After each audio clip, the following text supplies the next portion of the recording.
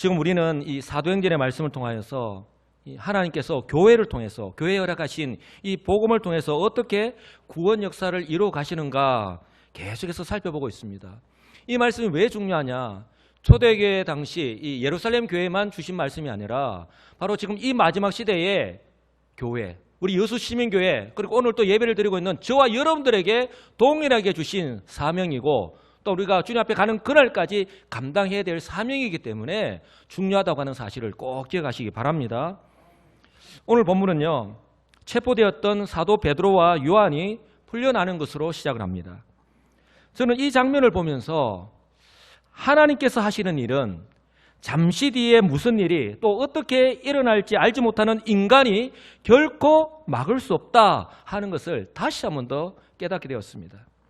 지난주에도 살펴보았지만 산헤드린 공의회가 열리고 베드로를 향하여 질문할 때까지만 하더라도 이 유대교 지도자들은 의기양양했습니다. 그러나 그 질문에 대하여 베드로가 대답을 시작하면서 상황은 완전히 역전되었죠. 상황이 완전히 바뀌었습니다. 바로 베드로를 통해서 하나님의 역사하심이 나타났기 때문입니다. 성령으로 충만한 베드로가 자신을 변해주는 사람 한 명도 없이 이 독사의 눈을 하고 쏘아보고 있는 그 산헤드린 공의회의 그 회원들 향해서 거침없이 담대하게 복음을 선포하였기 때문에 그렇습니다. 놀라운 것은 이러한 베드로의 변론 앞에서 그 자리에 있는 내노라 하는 자신의 지혜와 지식을 자랑하는 그 산헤드린 공의회, 이 유대교 지도자들 중에 한 명도 한마디도 이 반대 의견이나 반론을 제기하지 못했다고 하는 거예요. 한마디로 그들은 굴욕의 케오패를 당한 것이죠. 그들이 베드로와 요한을 더 이상 붙잡아줄 명분이 없었죠. 그러니 15절 말씀에서 알 수 있듯이 그들은 무죄방면할 수밖에 없었던 것입니다. 명하여 공회에서 나가라, 그렇게밖에 할 수 없는 거예요. 이처럼 베드로와 요한을 내보내고 난 뒤에 이제 그들이 이 당면한 이 문제를 이제는 또 해결해야 되는 거예요.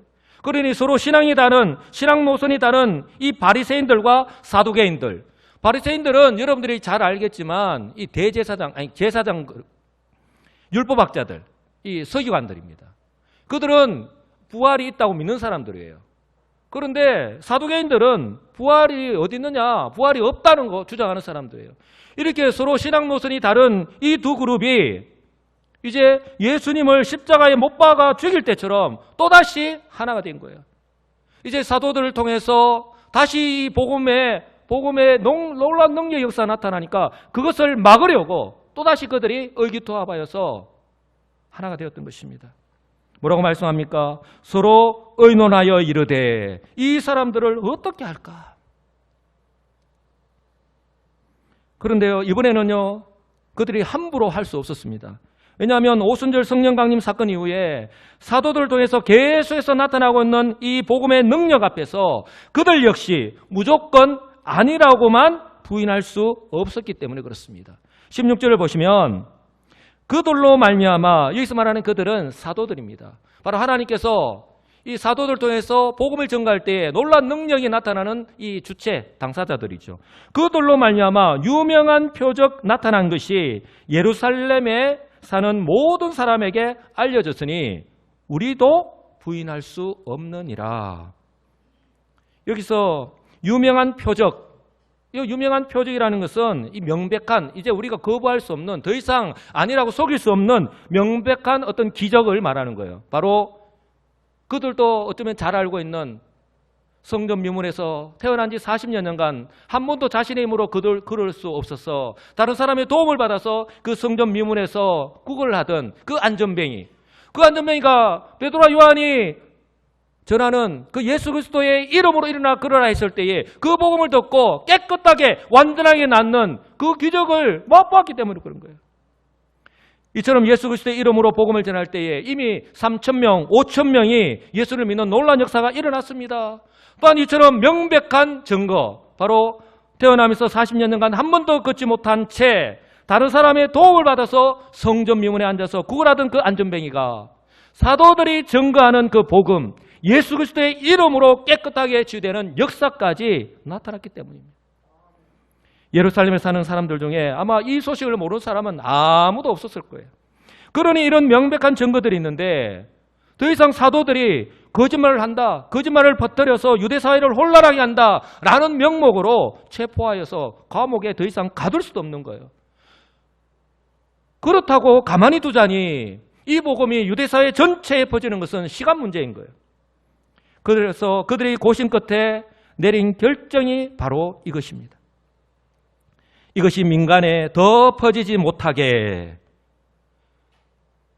사도들이 예수 그리스도의 이름으로 복음을 전하는 것이 더 이상 민간에 더 퍼지지 못하게 그들을 위협하여 이후에는 이 이름으로 아무에게도 말하지 말게 하자 하고 그들을 불러 경고하여 도무지 예수의 이름으로 말하지도 말고 가르치지도 말라. 그들이 고심 끝에 내린 결론이 이거예요. 한마디로 그들을 불러서 협박을 하면서 이제 더 이상 예수 그리스도의 이름으로 복음을 전하지 말고 이제 쥐죽은 듯이 조용히 지내라는 거예요. 그냥 지냈겠습니까? 이전처럼 너희들이 고기 잡았지 않느냐? 그냥 고기나 잡아라. 그렇게 무시하면서 그들에게 이야기했지 않겠느냐는 거예요. 유대 종교 지도자들은요, 이전에 그들이 기억하던 자신의 아니만 생각하던 연약한 사도들의 모습 그대로인 줄 착각하고 이렇게 협박하고 이야기하면 통할 수 있겠다라고 생각했는지 모르겠습니다. 그렇다면 사도들을 불러서 사내들인 공회에서 결정한 사항을 협박하면서 전달했을 때에 사도들은 어떻게 반응했습니까? 19절입니다. 베드로와 요한이 대답하여 이르되 하나님 앞에서, 한번 따라서 할까요? 하나님 앞에서, 하나님 앞에서. 지금 분명히 사내들인 공회 앞에서 서슬프르게 눈을 뜨고 지켜보고 있는 그 71명의 사내들인 공회 회원들 앞에 서 있습니다. 그러나 베드로가 지금 고백하는 것은 나는 지금 하나님 앞에 서 있다는 거예요. 나의 삶을 좌우할 수 있는 것은 더 이상 환경이 아니라 사람이 아니라 하나님이라는 거예요. 그러니 하나님 앞에서 너희의 말을 듣는 것이 하나님의 말씀을 듣는 것보다 옳은가 판단하라. 이렇게 자신 있게 담대하게 이야기할 수 있는 거예요. 그래서 우리는 보고 들은 것을 말하지 아니할 수 없다. 이렇게 일사가오의 그런 신앙을 나타내 보이고 있는 거예요.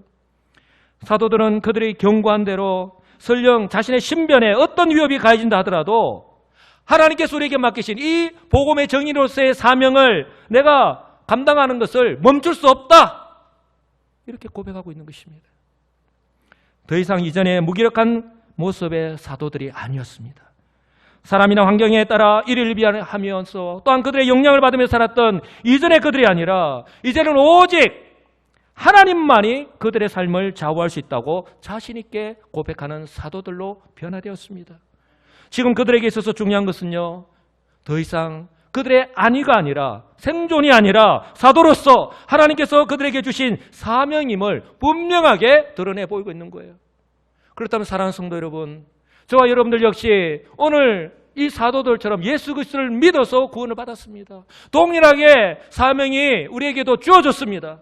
그렇다면 오늘 저와 여러분들은 하나님 앞에 서서 살아가고 있습니까? 우리에게 중요한 것은, 오늘 저와 여러분들 삶 가운데 중요한 것은 과연 무엇입니까? 사명입니까? 생존입니까? 안위입니까?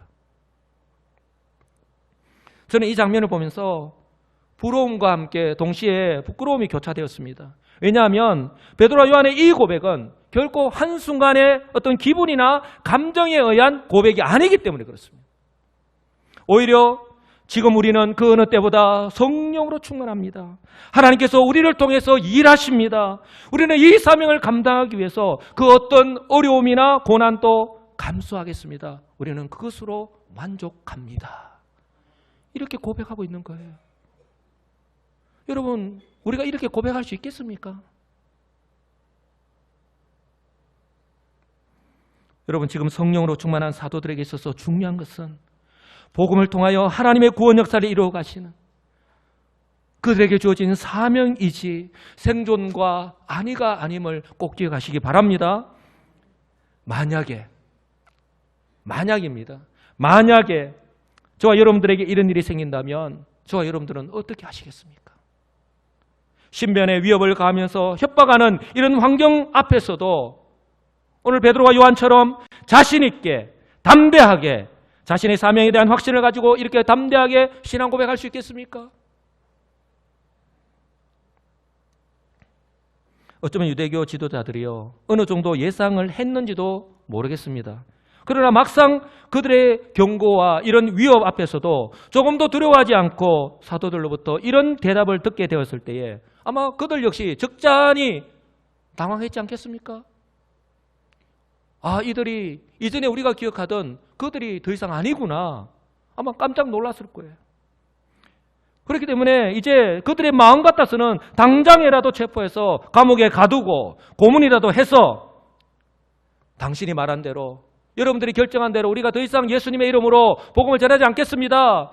이제 우리는 고기 잡으러 가겠습니다. 당신들의 말대로 하겠습니다.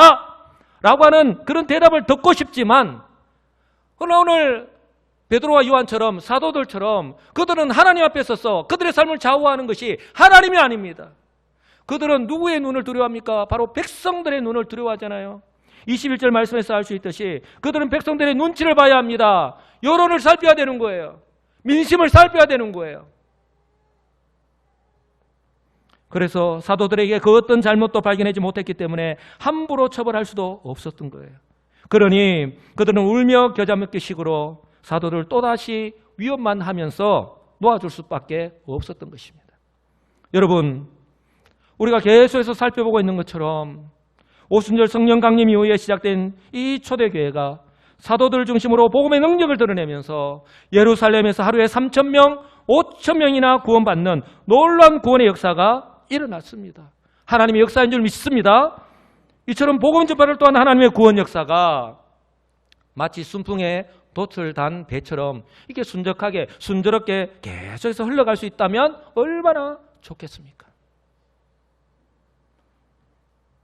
그런데요, 오늘 이 말씀을 보면 복음을 또한 하나님의 구원 역사를 가로막는 사단의 방해 또한 만만치 않음을 우리는 발견하게 되는 거예요.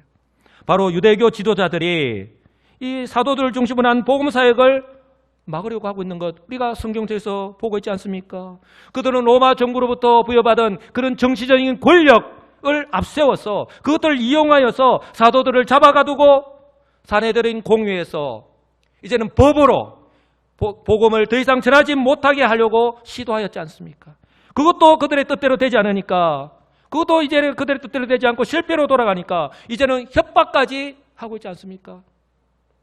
여러분, 이처럼 하나님의 말씀에 순종하면서 하나님의 뜻대로 살아가려고 하는데, 나는 이렇게 하나님의 뜻대로 살아가려고 하는데 고난이 계속된다면 여러분 어떻습니까? 고난이 계속해서 내 앞에 일어난다면 어떻겠습니까? 의기소침하거나 위축될 수 있지 않겠습니까? 중요한 것은 저와 여러분들 역시 이 초대교회처럼 주님 뜻대로 순종하면서 살아갈 때에 이런 고난을 얼마든지 만날 수 있다라고 하는 사실을 꼭 기억하시기 바랍니다.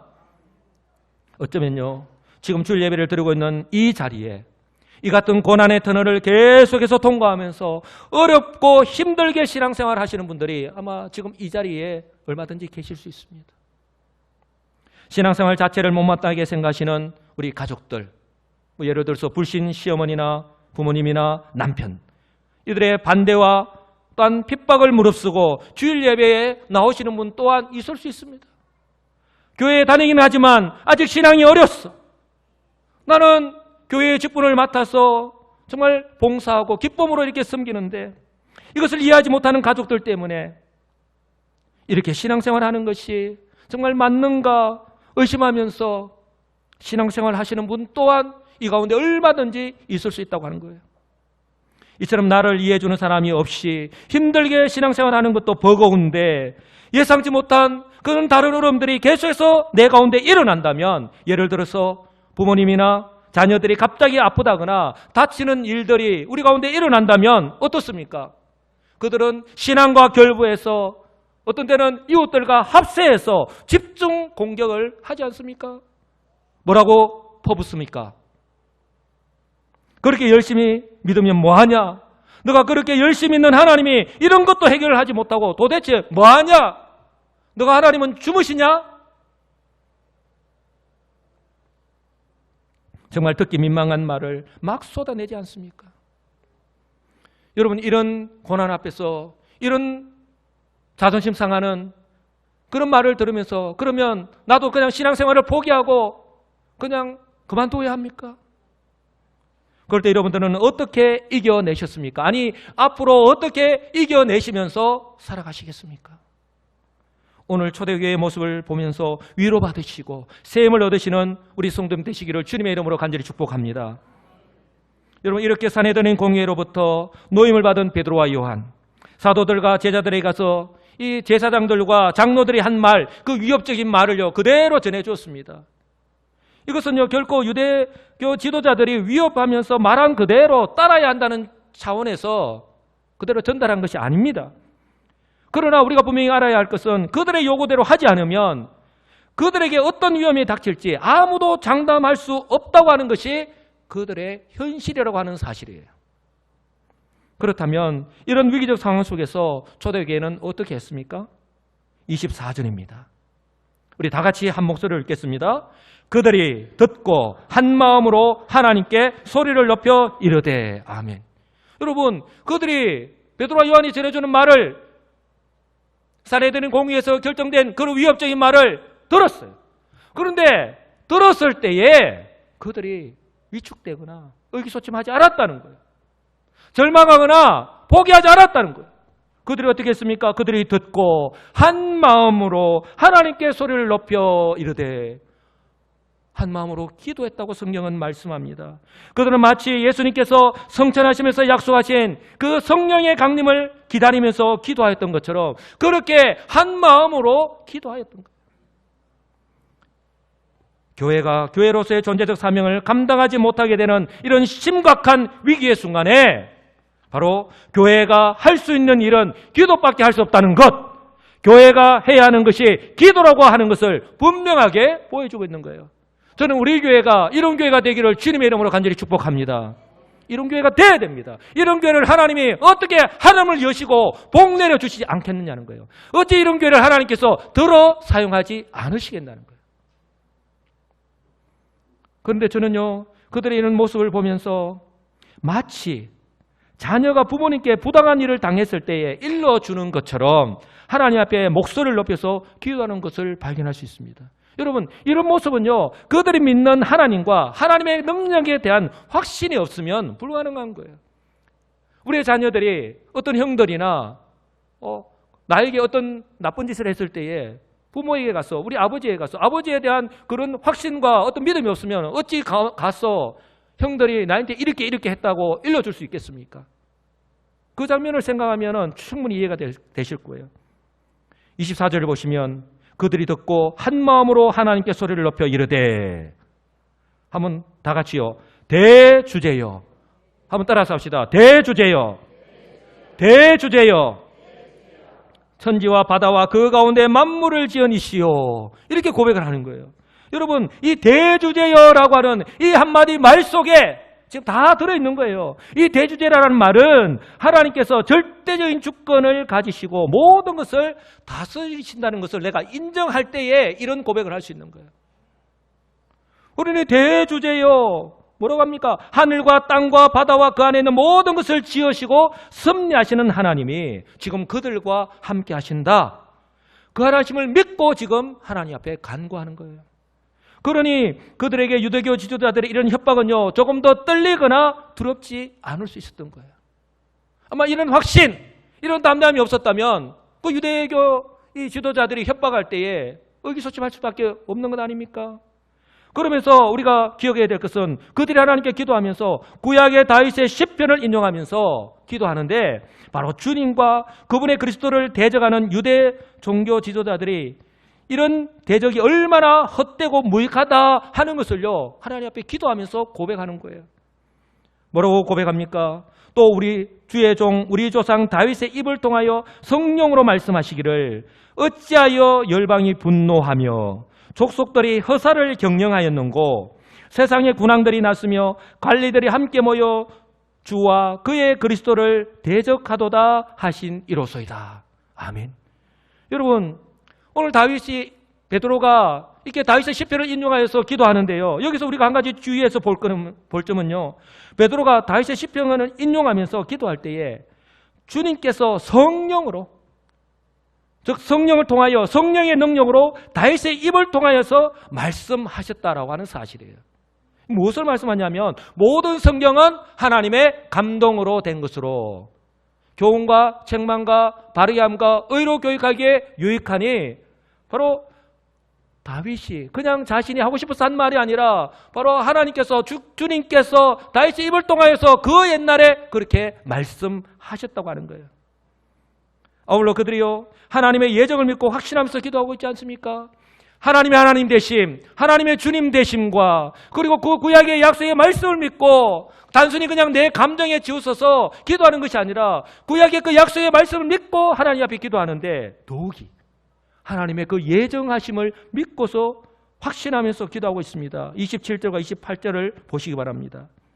과연 헤롯과 본디오 빌라도는 이방인과 이스라엘 백성과 합세하여 하나님께서 기름 부으신 거룩한 종 예수를 거슬러 하나님의 권능과 뜻대로 이루려고 예정하신 그것을 행하려고 이 성에 모였나이다. 이렇게 고백하는 거예요. 빌라도를 비롯하여 이방인과 이스라엘 백성 등 여러 부류의 사람들이 예수님을 대적하려고 예루살렘에 모였지만, 그리고 예수님을 십자가에 못 박아 죽였지만 그것까지도 하나님께서 그 권능과 뜻으로 미리 정하신 일이다라고 지금 고백하고 있는 것입니다.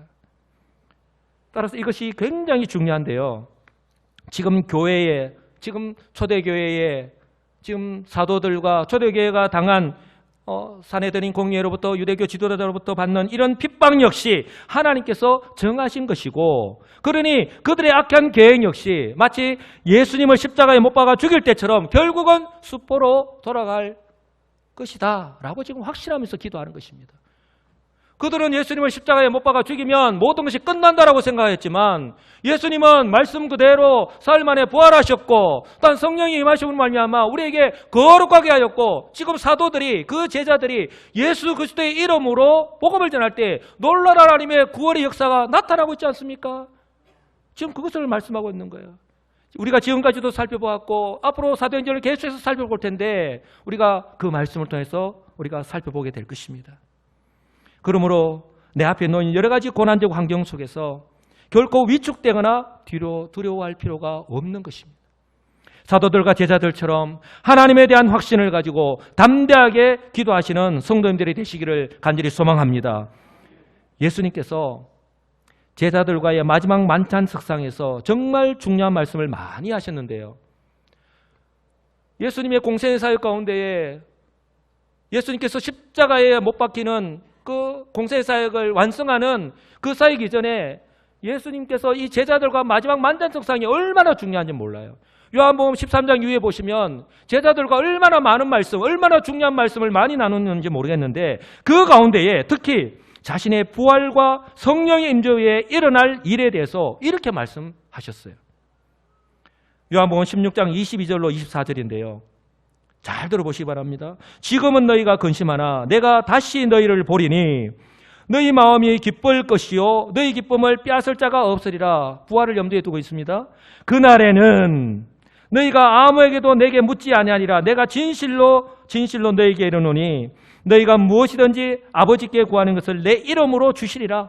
지금까지는 너희가 내 이름으로 아무것도 구하지 아니하였으나 구하라. 그리하면 받으리니 너희 기쁨이 충만하리라.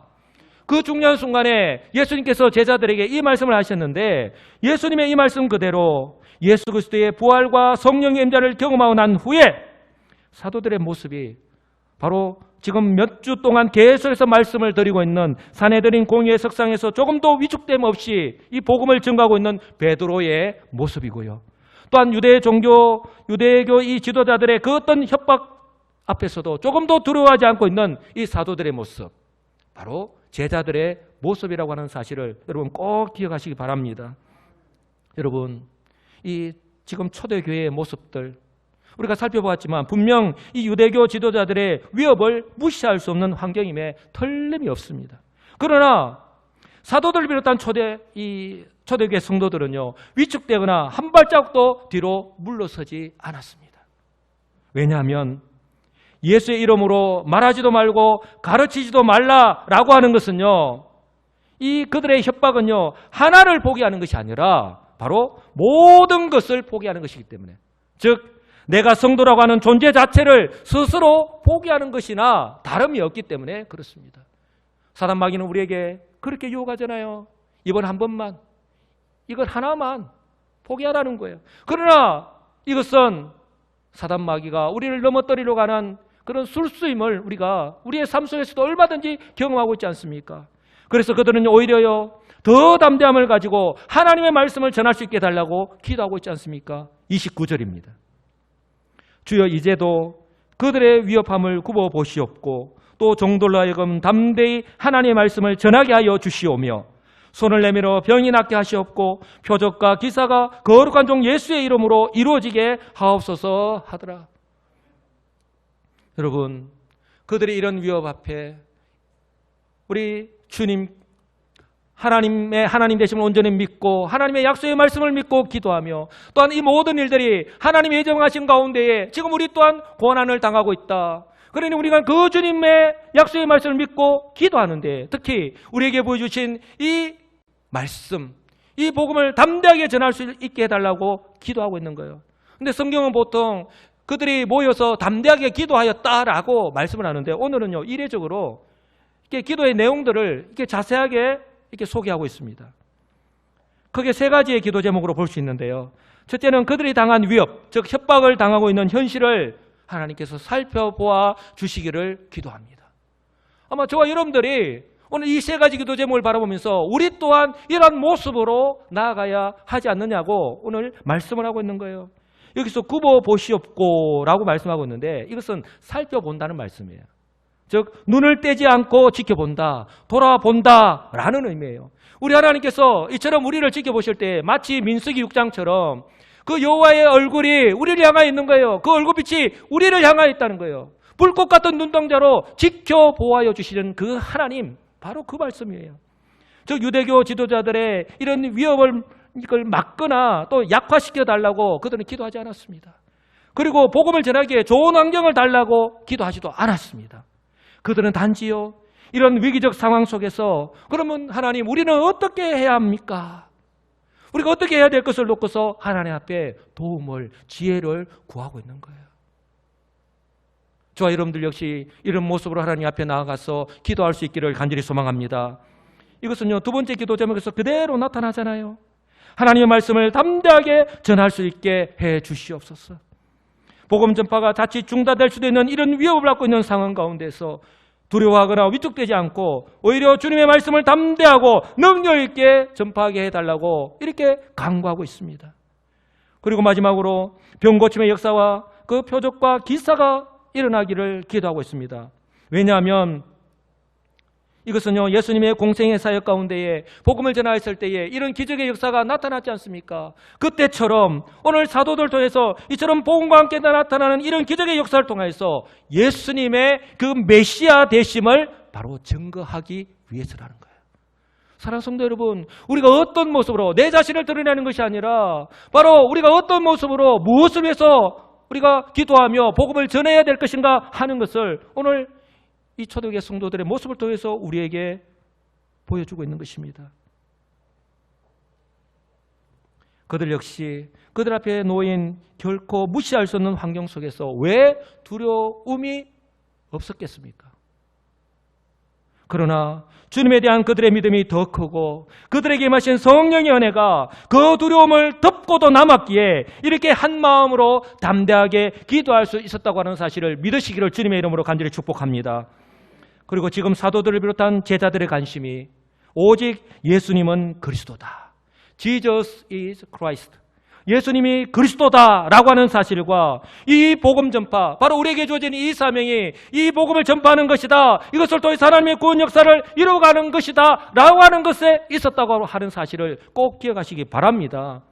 그러니 그들의 앞에 닥친 이 위기가 어려운 현실이요, 더 이상 그것에서 어떻게 하면 벗어날까, 그런 생존의 문제를 놓고서 하나님 앞에 기도하지 않았다고 하는 사실을 꼭 기억하시기 바랍니다. 제가 볼 때 이 마지막 시대의 교회가 가장 먼저 회복해야 될 모습이 바로 이러한 초대교회의 모습이 아닐까 싶습니다. 그들이 이렇게 기도할 때에요, 어떤 역사가 일어났습니까? 31절입니다. 우리 다 같이 한번 읽어보겠습니다. 빌기를 다함에 모인 곳이 진동하더니 무리가 다 성령이 충만하여 담대히 하나님의 말씀을 전하니라. 아멘. 저들이 이렇게 기도했습니다. 빌기를 다함에 기도하기를 마치자마자 기도가 끝났을 때에 먼저 그들이 모여있던 곳이요, 마치 지진이 일어났던 것처럼 이리저리 흔들리고 움직였다는 거예요. 그들이 긴급한 상황 속에서 하는 믿음의 기도를 들으시고 하나님이 응답하시는, 바로 하나님의 임재를 나타내는 거예요.